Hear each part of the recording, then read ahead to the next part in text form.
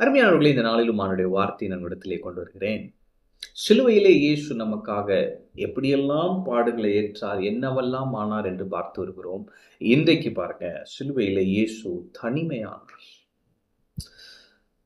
Mark 15 பாருங்களேன், எல்லா சுவிசேஷங்களும் பெரும்பாலும் இருக்கும். மார்க் 15:34 9ஆம் மணி நேரத்தில் இயேசு ஏலோயி ஏலோயி லாமா சபக்தானி என்று மிகுந்த சத்தமிட்டு சொன்னார். சத்தமிட்டு கூப்பிட்டார். அதற்கு என் தேவனே என் தேவனே ஏன் என்னை கைவிட்டீர் என்று அர்த்தமாம். அப்ப சிலுவையிலே இயேசு தனிமையானார். அவர் இந்த பாத்திரம் என்னை விட்டு நீங்க கூடுமானால் நீங்க கூடும், ஆகிலும் என் சித்தம் அல்ல உம்முடைய சித்தத்தின்படி ஆகக்கூடாது என்று ஜெபம் பண்ணார். ஏன் அப்படின்னா, ஏதோ இந்த சிலுவையை பார்த்து பயந்துட்டார், அப்படி அல்ல. ஏன்னா அவருக்கு நல்லா தெரியும் எப்படி அடிக்க போறானுங்க, எப்படியெல்லாம் நான் கொடுமைப்படுத்த போறானுங்க, எப்படியெல்லாம் அவர் மறிக்க போறார், எல்லாமே அவருக்கு தெரியும். He was prepared for that.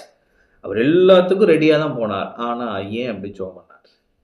ஏன் அப்படின்னா, அவரால் தனிமையின் உணர்வுல அது இருக்கவே முடியாது. அவரால் பிதாவோடு எப்பொழுதும் இருந்த இயேசு சிலுவையில் எப்படி தனிமையா இருக்க முடியும்? அந்த உணர்வு இருக்கக்கூடாதுன்னு சொல்லி அவர் ஜெபம் பண்ணார். ஆனாலும் அவர் புரிந்து கொண்டார், நான் இந்த ஃபேஸ் ஆஃப் லைஃபை ஏன் கிடக்கிறேன்னா, எனக்கு பின்பாக அநேக குமார்களும் குமாரத்திகளும் வரப்போறாங்க, அதுக்காக நான் இதை சகித்துக் கொள்கிறேன் என்று சொல்லி சிலுவையை சகித்தார்.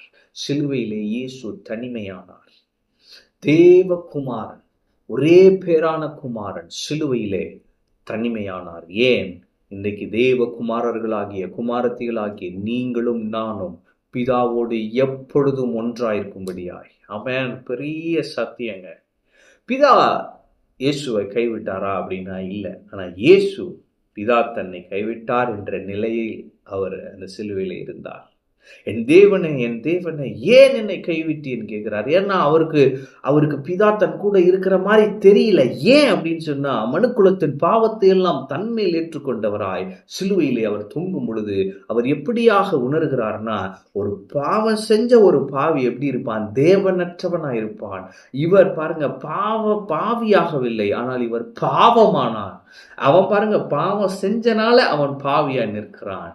ஆனால் இவர் பாவமே அறியாதவர். இவர் நமக்காக பாவமாகி அந்த சிலுவையிலே தொங்கினார். அப்படி இருக்கும் பொழுது பாவம் செய்கிற ஒரு பாவி தேவனற்றவனா இருந்து தனிமையா இருந்தா எப்படி இருப்பானோ, அதை விட கொடூரமா இவர் பாவமானது நிமித்தமாய் தேவன் அற்றவராய், பிதா தன்னோடு இல்லாதவராய் இவர் தன்னை உணர்ந்தார். அதனாலதான் அவர் சிலுவையில தனிமையானார்.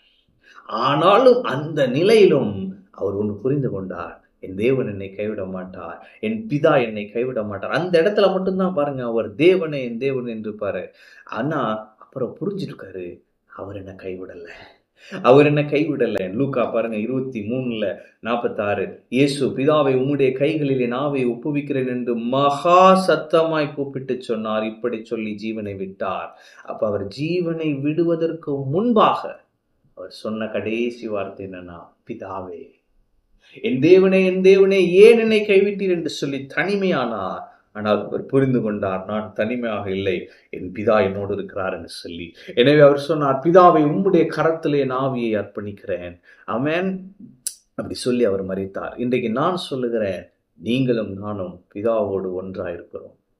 தேவன் நம்மை விட்டு விலகுவதும் இல்லை, நம்மை கைவிடுவதும் இல்லை. அவர் ஒருபோதும் நம்மை விட்டு விலக மாட்டார். அவர் ஒருபோதும் நம்மை கைவிட மாட்டார். நாம் தனிமையாக இருக்க வாய்ப்பே இல்லை. நாம தனிமையா உணரலாம், ஆனால் நாம் தனிமையா இருக்க வாய்ப்பே இல்லை. ஏன்னா அவர் சொல்லியிருக்கிறாரு, நான் உன் கூட இருக்கிறேன், நான் உன்னை விட்டு விலகுவதும் இல்லை, நான் உன்னை கைவிடுவதும் இல்லை, நீ பயப்படாதே, நீ போகிற எவ்விடத்திலும் நான் உன்னோடு கூட இருக்கிறேன்னு சொல்லியிருக்கிறார். எனவே சோர்ந்து போகாதீங்க, நீங்க நீ தனிமையா இருக்க மாட்டீங்க, கர்த்தர் உங்க கூட இருக்கிறார்ன்ற உணர்விலேயே வாழ்வீங்க. ஏன்னு சொன்னா, சிலுவையில இயேசு தனிமையானார். ஆமென். சிலுவைக்காக நன்றி சொல்லுவோம். சிலுவையில் அறையப்பட்ட இயேசுவுக்காக நன்றி சொல்லுவோம். சிலுவையில இயேசு தனிமையானாரே, அதற்காக நாம் நன்றி சொல்வோம். இன்றைக்கு நாம் தேவனுடைய பிள்ளைகளாய் தேவனுக்குள்ளாக தேவனோடு இருக்கிறோமே, நாம் விளையேற பெற்றவர்கள். ஆமென். கர்த்தர் உங்களோடு இருக்கிறார். கர்த்தர் உங்களை ஆசீர்வதிப்பார்.